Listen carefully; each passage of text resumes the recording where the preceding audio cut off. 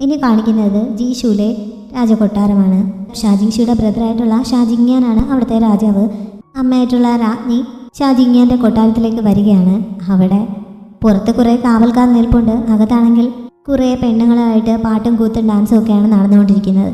ഷാജിങ്യാൻ ഇങ്ങനത്തെ ഒരു രാജാവാണ്. രാജ്ഞിക്കാണെങ്കിൽ ഇതൊക്കെ കണ്ടിട്ട് ആകെ കലിയായിരുന്നു. ആദ്യം തന്നെ അവിടെ ഉണ്ടായിരുന്ന കാവൽക്കാരെല്ലാം ഇവിടെ നടക്കുന്ന വൃത്തികേടുകൾ ആരും പുറത്തറിയാതിരിക്കുന്നതാണ് നല്ലതെന്ന് പറഞ്ഞ് അവർ അവിടെ നിന്ന് പറഞ്ഞയക്കുന്നുണ്ട്. പിന്നെ അകത്തേക്ക് കയറി ചെല്ലുന്നു. അവരെ കണ്ടപ്പോൾ തന്നെ അവിടെ ഉണ്ടായിരുന്ന മിക്കവാറും പെണ്ണുങ്ങളൊക്കെ പേടിച്ച് അവിടെ നിന്ന് തനിയെ ഇറങ്ങി പോകുന്നുണ്ട്. എന്നിട്ടും അവിടുത്തെ രാജാവായിട്ടുള്ള ഷാജിങ്യാന് ഒട്ടും കൂസലില്ല. അവർ അടുത്തേക്ക് വരുന്നത് കണ്ടിട്ടും അവൻ പിന്നെയും വൈൻ കഴിച്ചുകൊണ്ട് അതേ കിടപ്പ് തന്നെ കിടക്കുകയാണ്. രാജ്ഞി ദേഷ്യം സഹിക്കാൻ വയ്യാതെ അവിടെ അടുത്ത് എളുപ്പമുണ്ടായിരുന്ന ഒരു പെണ്ണിൻ്റെ കയ്യിലുണ്ടായിരുന്ന ഒരു വീണ വാങ്ങിച്ച് താഴെയിട്ട് പൊട്ടിക്കുന്നു. എന്നിട്ട് എല്ലാവരോടും അവിടെ നിന്ന് ഇറങ്ങിപ്പോകാൻ പറയുന്നു. അവർ ദേഷ്യത്തിലാണെന്ന് പറഞ്ഞ് എല്ലാവരും പേടിച്ച് പുറത്തേക്ക് പോകാൻ തുടങ്ങുന്നുണ്ട്. ആ കൂട്ടത്തിലാണ് അവൻ്റെ അടുത്തിരിപ്പുണ്ടായിരുന്ന 2 സ്ത്രീകൾ അവിടെയുള്ള 2 മന്ത്രിമാരുടെ ഭാര്യമാരാണ് എന്നുള്ള കാര്യം അവർ ശ്രദ്ധിക്കുന്നത്. ഇവന് ഒരുപാട് ഭാര്യമാരൊക്കെ ആ കൊട്ടാരത്തിലുണ്ട്. അവരൊന്നും പോരാഞ്ഞിട്ടാണോ ഇവിടെയുള്ള മന്ത്രിമാരുടെയും മറ്റു ഒഫീഷ്യൽസിൻ്റെയും ഭാര്യമാരെ ഇങ്ങോട്ടേക്ക് വിളിച്ചു വരുത്തുന്നതെന്ന് ചോദിച്ച് രാജ്ഞി രാജാവിനോട് ദേഷ്യപ്പെടുന്നു. അവരെപ്പോഴേക്കും അവിടെ നിന്ന് പുറത്തേക്ക് ഇറങ്ങി പോകുന്നുണ്ട്. ഞാൻ അവരാരെയും ഫോഴ്സ് ചെയ്ത് ഇങ്ങോട്ടേക്ക് കൊണ്ടുവന്നതല്ല. അവരൊക്കെ മനസ്സോടെ വന്ന് എന്നെ സെർവ് ചെയ്യുന്നതാണ്. ഞാൻ കുട്ടിക്കാലം മുതലേ ഇങ്ങനെ തന്നെയല്ലേ എന്നൊക്കെ ചോദിച്ച് അവൻ രാജ്ഞിയെ ദേഷ്യം പിടിപ്പിച്ചുകൊണ്ടിരിക്കുകയാണ്. ജീഷുവിൽ നിന്നൊരു ലെറ്റർ വന്നിട്ടുണ്ട് എന്ന് അറിഞ്ഞായിരുന്നു രാജ്ഞി വന്നത്. എന്താണ് അതിൽ പറഞ്ഞിരിക്കുന്നതെന്ന് അവർ ചോദിക്കുന്നു. ഷാജിങ്ഷെ ഇങ്ങനെ അങ്ങോട്ടേക്ക് വിവാഹം കഴിച്ച് അവിടെ സ്റ്റേ ചെയ്യിക്കാനാണ് അവർ ഉദ്ദേശിക്കുന്നതെന്ന് അറിഞ്ഞപ്പോൾ ഇവനത് സമ്മതിച്ചോ എന്ന് ചോദിച്ച് രാജ്ഞി അവനോട് വല്ലാതെ ദേഷ്യപ്പെടുന്നു. ഈ ഒരു കണ്ടീഷൻ താൻ ഓൾറെഡി സമ്മതിച്ചു കഴിഞ്ഞു.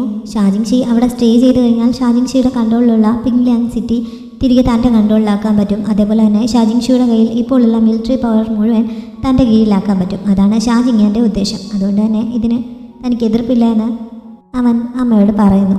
സുഗയുടെ പ്ലാൻ ഇതായിരുന്നു എന്ന് ഷുഗയൊക്കെ ഇപ്പോഴാണല്ലോ അറിയുന്നത്. ഷുഗയും ഫുയുവും കൂടി അവനെ ശരിക്കും പുകഴ്ത്തുന്നുണ്ട്. ഷുഗയ്ക്കാണ് അവൻ്റെ ബുദ്ധിയിൽ ഏറ്റവും കൂടുതൽ സന്തോഷം. പക്ഷെ ശരിക്കും സുഗയുടെ പ്ലാൻ ഇതല്ല.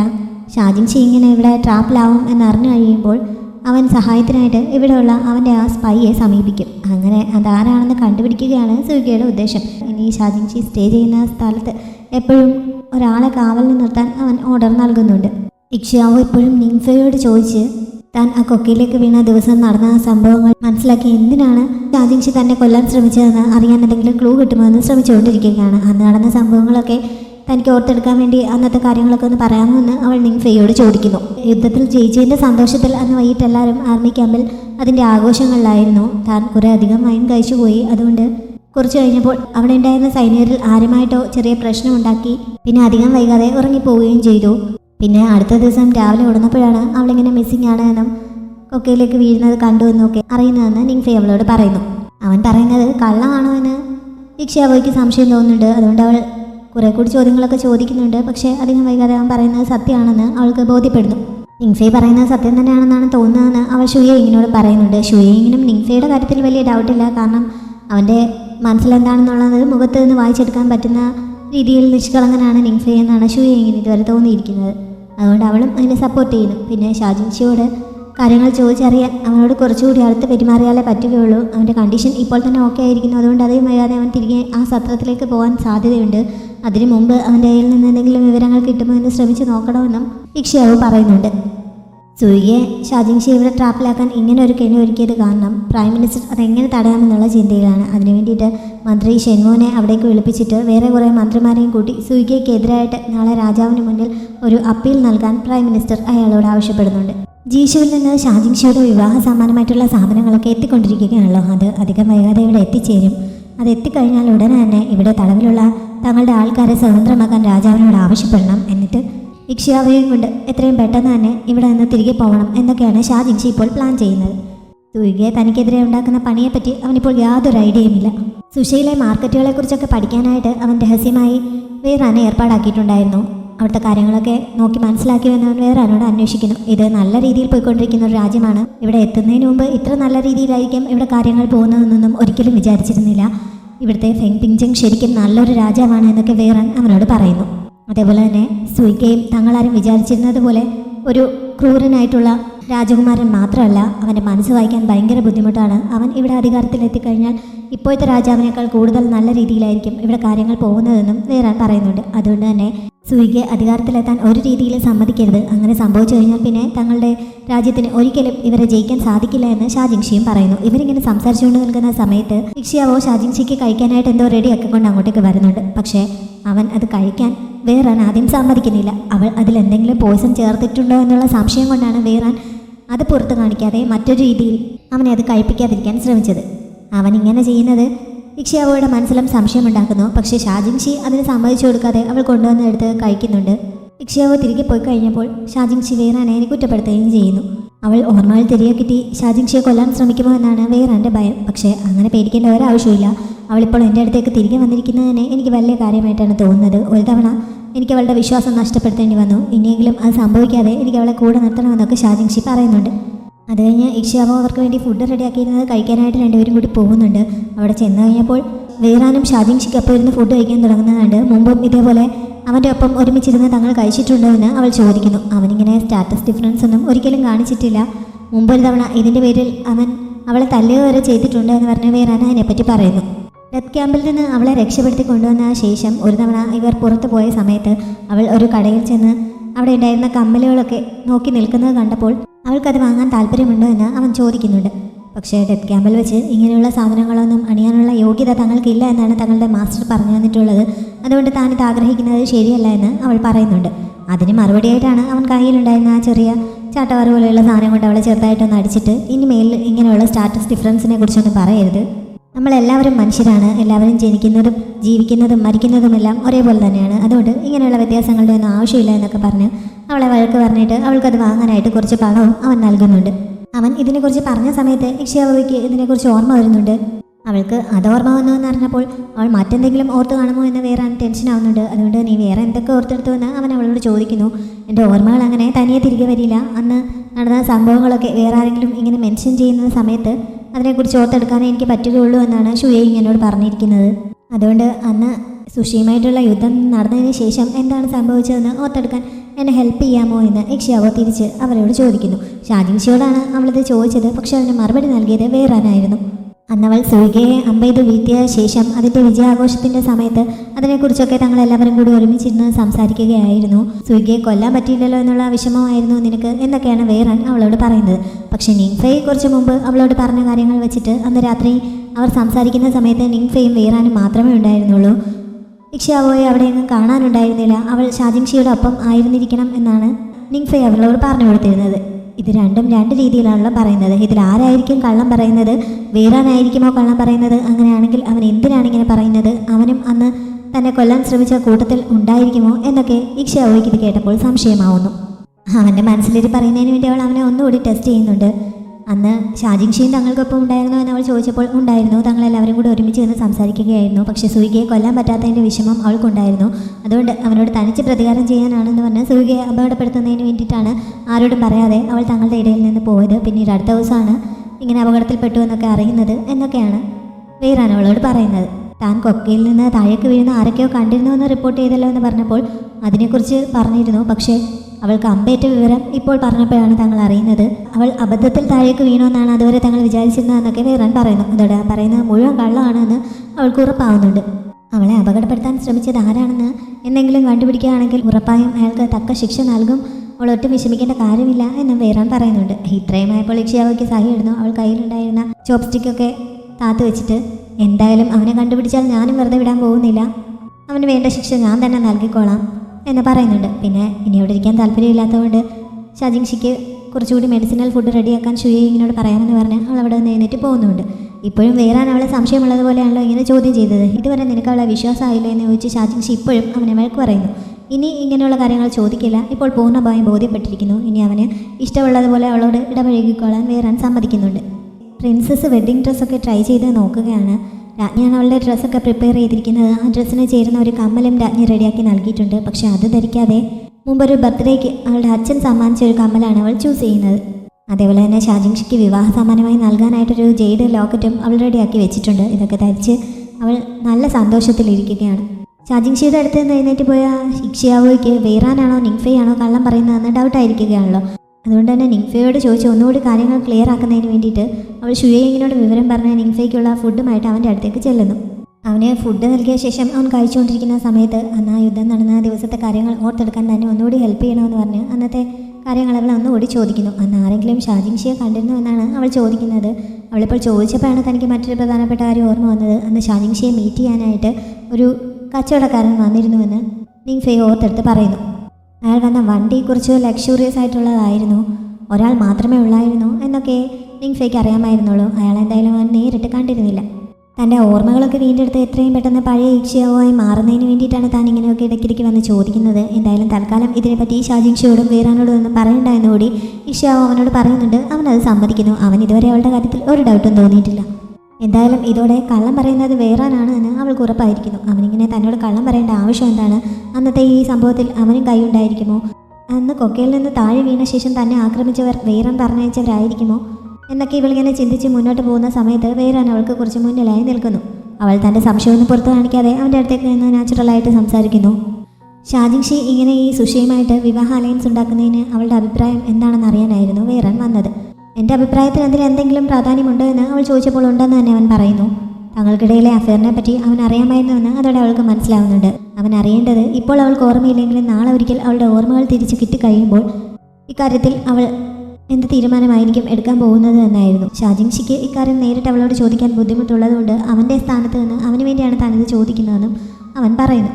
തൻ്റെ ഓർമ്മകൾ നഷ്ടപ്പെട്ട ശേഷം ഇതുവരെ താൻ ഒരുപാട് ആളുകളെ കണ്ടുമുട്ടി. പക്ഷെ അവരെല്ലാവരും തങ്ങളുടെ സ്വന്തം കാര്യങ്ങൾ മാത്രമാണ് ചിന്തിക്കാറുള്ളത്. മറ്റൊരാൾക്ക് വേണ്ടി ആരും ചിന്തിക്കാറില്ല. പിന്നെ അവൻ മാത്രം ഇങ്ങനെ ഷാജിങ്ഷിക്ക് വേണ്ടി അവൻ്റെ സ്ഥാനത്ത് നിന്ന് ചിന്തിച്ച് തന്നോട് ചോദിക്കുന്നത് എന്തിനാണെന്ന് ഇക്ഷിയാവോ അവനോട് തിരിച്ചു ചോദിക്കുന്നുണ്ട്.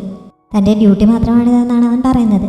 എന്തായാലും നാളെ ഒരിക്കൽ ഓർമ്മകൾ തിരികെ കിട്ടിയാലും ഷാജിങ്ഷിയുമായിട്ട് ഒരു അറ്റാച്ച്മെൻറ്റിന് യാതൊരു താല്പര്യവുമില്ല. അവൻ തൻ്റെ കൈയെത്തുന്ന ദൂരത്തുള്ള ആളല്ല എന്ന് തനിക്ക് ഓൾറെഡി മനസ്സിലായി കഴിഞ്ഞു എന്നാണ് ഇക്ഷിയാവോ പറയുന്നത്. പിന്നെ ഇവനിത് ചോദിക്കുന്നത് താൻ ഭാവിയിൽ ഷാജിങ്ഷിയുടെ അടുത്ത് ഓർമ്മകൾ കിട്ടിക്കഴിയുമ്പോൾ ചെല്ലുമെന്നുള്ള പേടി കൊണ്ടാണോ അതോ ഈ ഓർമ്മകളൊക്കെ വീണ്ടും കിട്ടിക്കഴിയുമ്പോൾ താൻ വിഷമത്തിലാവുമെന്ന് ചിന്തിച്ചിട്ടാണോ എന്നും അവൾ ചോദിക്കുന്നുണ്ട്. അതിന് വേറെ മറുപടി പറയുന്നില്ല. രണ്ട് കാര്യങ്ങളും അവൻ കെയർ ചെയ്യുന്നുണ്ടെന്ന് അവൾക്ക് മനസ്സിലാവുന്നു. അവനിങ്ങനെ നെറ്റി ചുളിച്ചുകൊണ്ടാണല്ലോ നിൽക്കുന്നത്. അതുകൊണ്ട് തന്നെ അത് മാറ്റുന്നതിന് വേണ്ടി അവൾ കൈ ഉയർത്തുന്നുണ്ടെങ്കിലും അവൻ പെട്ടെന്ന് പേടിച്ചതുപോലെ ഒഴിഞ്ഞു മാറുന്നു. അവൾ തന്നെ അറ്റാക്ക് ചെയ്യാൻ വരികയാണോ എന്നുള്ള രീതിയിലാണ് അവൻ ഈ ഒഴിഞ്ഞു മാറിയത്. അത് അവൾക്ക് മനസ്സിലാവുന്നുണ്ട്. പക്ഷേ അവളൊന്നും മനസ്സിലാവാത്തതുപോലെ അവൻ്റെ നെറ്റിയിലേക്ക് തൊട്ടിട്ട് നീ ഇങ്ങനെ എപ്പോഴും നെറ്റി ചുളിച്ചിരിക്കേണ്ട കാര്യമില്ല, ഈ പ്രശ്നങ്ങളൊക്കെ ഒഴിഞ്ഞു മാറിപ്പോയിക്കോളും എന്ന് പറഞ്ഞ് അവനെ സമാധാനിപ്പിക്കും. അപ്പോഴേക്കും ഷാജിങ്ഷി ആ കുട്ടികൾക്കൊപ്പം ആ ഭാഗത്തേക്ക് വരുന്നതിനാൽ ഇവരുടെ ശ്രദ്ധ അങ്ങോട്ടേക്ക് തിരിയുന്നു. കുട്ടികൾ ഷാജിങ്ഷിയെ മിസ് ചെയ്യുന്ന കാര്യം പറഞ്ഞപ്പോൾ താനും അവരെ മിസ് ചെയ്തിരുന്നു എന്നൊക്കെ പറഞ്ഞ് അവനും നല്ല സൗഹൃദത്തിൽ അവരോട് സംസാരിക്കുന്നുണ്ട്. കുട്ടികളുടെ കാര്യത്തിലും തൻ്റെ കാര്യത്തിലും ഇത്രയധികം കെയർ ചെയ്യുകയും സ്നേഹിക്കുകയും ഒക്കെ ചെയ്യുന്ന അവൻ എന്തിനായിരിക്കും തന്നെ കൊല്ലാൻ ശ്രമിച്ചതെന്നായിരുന്നു ഇക്ഷിയാവോ ഈ സമയത്ത് ചിന്തിച്ചത്. കുട്ടികൾ അവിടെ നിന്ന് പോയി കഴിഞ്ഞവൻ തനിച്ചായപ്പോൾ അവൾ അവൻ്റെ അടുത്തേക്ക് ചെന്ന് ഒരു ചെറിയ പൗച്ച് അവന് സമ്മാനിക്കുന്നുണ്ട്. ഷുയേയിങ് നൽകിയതാണെന്ന് പറഞ്ഞാണ് അവൾ അത് അവന് നൽകിയത്. പക്ഷെ അത് മണത്ത് നോക്കിയപ്പോൾ ഷുയേയിങ് പറഞ്ഞിട്ടല്ല അവൾ റെഡിയാക്കിയത്, മറിച്ച് താൻ നൽകിയ ബുക്ക് വായിച്ചു കഴിഞ്ഞപ്പോഴാണ് ഇങ്ങനെ ഇത് റെഡിയാക്കിയതെന്ന് അവന് മനസ്സിലാവുന്നു. ഇങ്ങനെ പോയിസൺ കാരണമുള്ള വേദന അനുഭവപ്പെടുന്ന സമയത്ത് ഇങ്ങനെ മെഡിസിൻസ് അടങ്ങിയ ഒരു ബാഗ് കയ്യിലുള്ളത് അവൻ്റെ വേദന കുറയ്ക്കാൻ ഹെൽപ്പ് ചെയ്യുമെന്ന് മിലിറ്ററി ഡോക്ടർ പറഞ്ഞിരുന്നതിനെ പറ്റി അവൻ ആ ബുക്കിൽ സൂചിപ്പിച്ചിട്ടുണ്ടായിരുന്നു. അത് കണ്ടുകൊണ്ടാണ് അവളിത് റെഡിയാക്കി വന്നതെന്ന് അവന് മനസ്സിലാവുന്നു. മുമ്പും ഇതേപോലെയുള്ള മെഡിസിൻ ബാഗ് അവൾ റെഡിയാക്കി നൽകുമായിരുന്നു. അതോർത്തിട്ട് തന്നെയല്ലേ ഇപ്പോഴും ഇത് റെഡിയാക്കിക്കൊണ്ട് വന്നതെന്നും അവൻ ചോദിക്കുന്നുണ്ട്.